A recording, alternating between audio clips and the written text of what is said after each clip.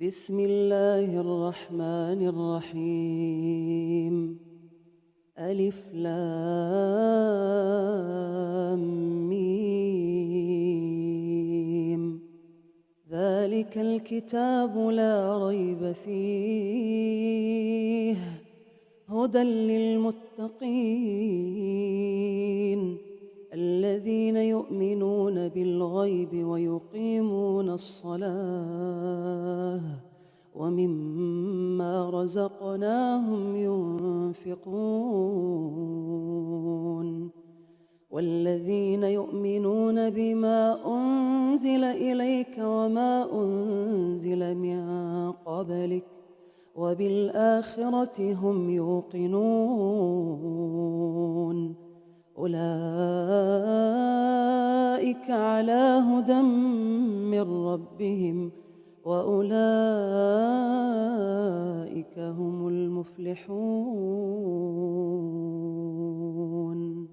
إن الذين كفروا سواء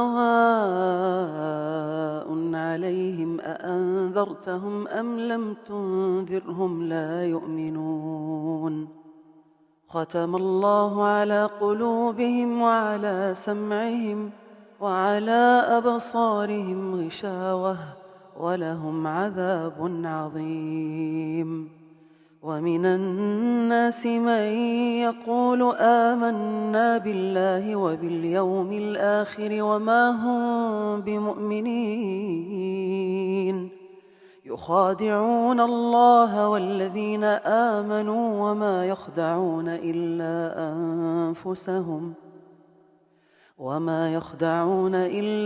أنفسهم وما يشعرون.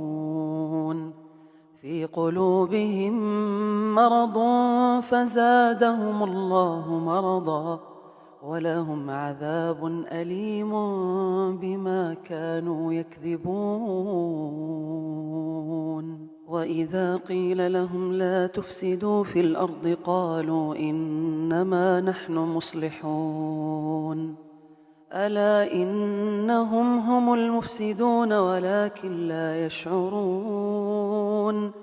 وإذا قيل لهم آمنوا كما آمن الناس قالوا أنؤمن كما آمن السفهاء. ألا إنهم هم السفهاء ولكن لا يعلمون. وإذا لقوا الذين آمنوا قالوا آمنا وإذا خلوا إلى شياطينهم قالوا إنا معكم إنما نحن مستهزئون. الله يستهزئ بهم ويمدهم في طغيانهم يعمهون. أولئك الذين اشتروا الضلالة بالهدى فما ربحت تجارتهم وما كانوا مهتدين. مثلهم كمثل الذي استوقد نارا فلما أضاءت ما حوله ذهب الله بنورهم وتركهم في ظلمات لا يبصرون. صم بكم عمي فهم لا يرجعون. أو كصيب من السماء فيه ظلمات ورعد وبرق يجعلون أصابعهم في آذانهم من الصواعق حذر الموت والله محيط بالكافرين.